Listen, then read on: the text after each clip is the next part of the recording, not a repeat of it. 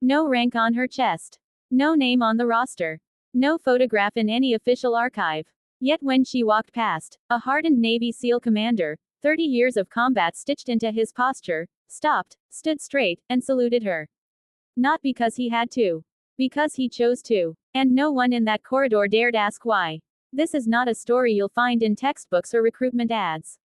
It doesn't begin with medals or end with applause. It begins in silence, thick, desert silence, on a rooftop overlooking a hostile city where one wrong breath could rewrite history. She was known only by a call sign. Not a nickname, not a title, just a single word spoken over encrypted radio, stripped of identity and emotion. In the Joint Task Force, labels were dangerous.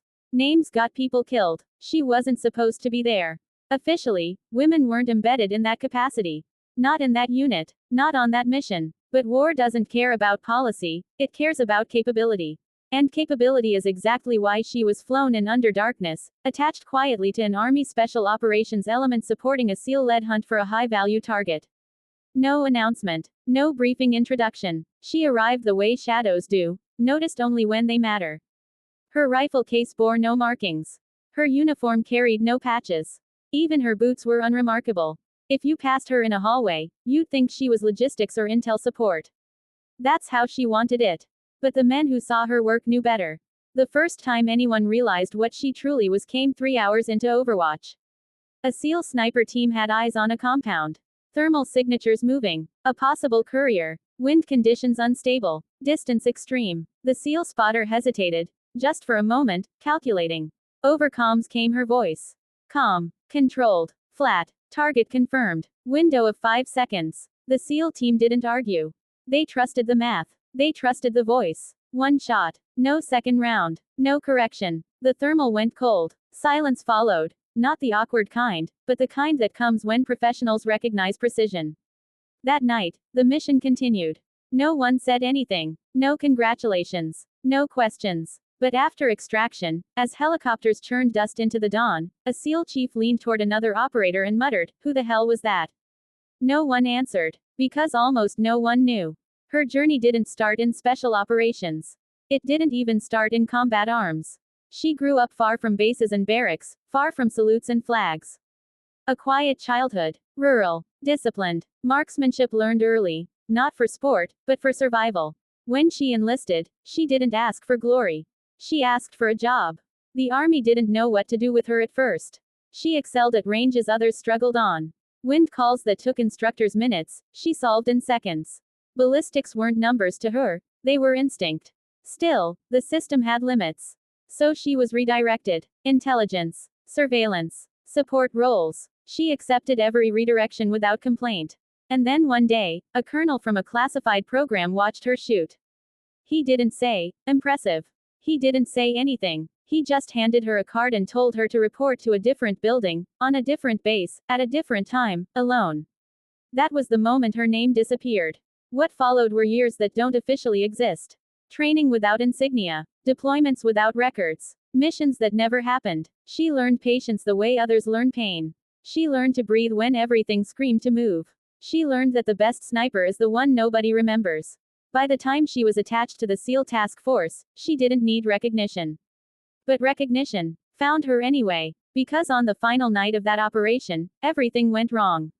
And when it did, rank stopped mattering. Service branches stopped mattering. Gender stopped mattering. Only one thing mattered. Who could make the shot that saved everyone? And she was already breathing out. The failure didn't announce itself with alarms or shouting. It came quietly, like most disasters do. A secondary element moved too early. A shadow crossed a doorway it wasn't supposed to. Somewhere inside the compound, a radio crackled. Then another. Patterns shifted. Guards changed positions. From her Overwatch position, she saw it before anyone else did. This just went kinetic, she said into the mic. No panic. No raised voice. Just fact. The SEAL commander adjusted instantly. Teams froze. Drones repositioned. A decision window shrank from minutes to seconds. Extraction was compromised, but aborting meant leaving men exposed.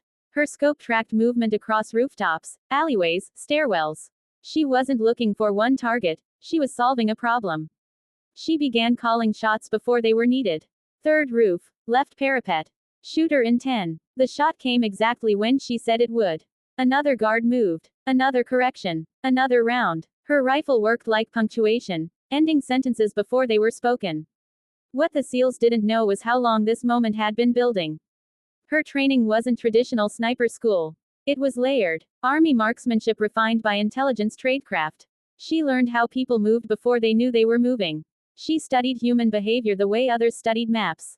She understood that the best sniper shot isn't the longest, it's the most necessary. Years earlier, during a cold weather exercise, an instructor once asked her why she never rushed a shot. She answered, because the shot is already late. I'm just catching up to it. That mindset saved lives that night. When a hidden gunman surfaced with an RPG, something no one else had eyes on, it was her warning that stopped the launch. Back alley, west wall. Fire now. The SEAL gunner didn't hesitate. The explosion never happened. Minutes later, the mission ended. Not cleanly, not perfectly, but everyone came home. Back at the forward operating base, there was no celebration. No high fives. Just quiet gear checks and nods. The SEAL commander finally approached her. He didn't ask her name. He didn't ask her rank. He just said, "You kept my people alive." She nodded once. That was all. For her, that was enough. But word travels differently in elite units. It doesn't spread loudly, it spreads accurately. By the next rotation, commanders were requesting the army shooter. She never stayed long, never embedded twice with the same team. The less familiar she became, the safer she remained. Her existence was a contradiction. A female sniper without an official sniper MOS. A soldier attached to missions that technically excluded her. A professional operating in the gray space where doctrine hadn't caught up to reality. She didn't fight the system. She worked around it. Her records showed transfers, schools, temporary duty. Nothing extraordinary. No combat badges. No citations. But the men who stood next to her in dark places remembered. They remembered the stillness she carried. The way chaos slowed when she spoke. The way she never celebrated a kill, only the absence of one. On one deployment, a young army infantryman once asked her why she never talked about home. She replied, because home exists whether I talk about it or not.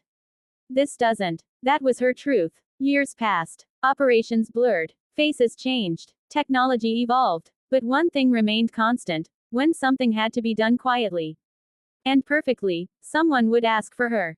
Not by name, by reputation. And then came the operation that changed everything. A joint mission larger than anything before. Multiple branches. International observers. Political pressure. Zero tolerance for failure. She was inserted as a technical advisor. But everyone who mattered knew why she was there. Because if the shot had to be taken, she would take it. The compound sat on uneven terrain, surrounded by half-built structures and abandoned vehicles, perfect chaos. Wind currents bounced unpredictably between concrete walls. Distance markers lied. Thermal signatures overlapped. This wasn't a sniper's dream. It was a nightmare. Command wanted confirmation before engagement. Intel wanted positive ID. The window was collapsing. From her hide, she built the shot in her head. Distance, wind layers, temperature, Coriolis effect, target movement, structural interference. It wasn't one calculation. It was hundreds. The target stepped into view for less than 3 seconds. Stand by, she whispered. Someone on comms asked if the shot was viable. She didn't answer immediately. Then, yes, one round. The target dropped. Silence followed. Not relief, not shock, just understanding. Back at base, the mission was declared a success. Briefings were held. Reports were written. Her name wasn't in any of them. That night, as operators moved through the hallway, the SEAL commander saw her packing her gear. He stopped. He faced her. And in front of everyone, he raised his hand and saluted. No one spoke. Because everyone understood what that salute meant. It wasn't about rank. It was about respect. After that deployment, she vanished. No farewell. No reassignment notice. Just gone. Some thought she'd retired. Others believed she'd moved into training or intelligence. A few whispered she'd crossed into something even more classified. The truth is simpler. She served until she was no longer needed. And when that time came, she walked away the same way she'd entered, quietly.